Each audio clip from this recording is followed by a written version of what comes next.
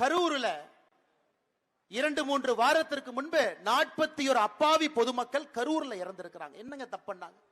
ஒரு கூட்டத்துக்கு வர்றாங்க, கூட்டம் பாதுகாப்பாக இருக்கும் என்கின்ற நம்பிக்கையில காவல்துறை அங்க இருப்பாங்க.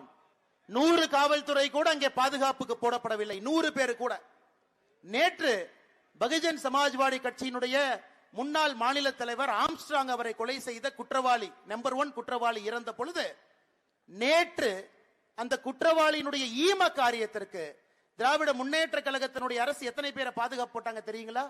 6 deputy commissioner, 3 joint commissioner, 42 inspector, 87 sub inspector, 1100 பேர் நேற்று ஆம்ஸ்ட்ராங்கனுடைய கொலை வழக்கில் குற்றவாளி 1ஆக இருந்தவனுக்கு நேற்று அத்தனை பேரை பந்தோபஸ்து கொடுத்திருக்கிறாங்க.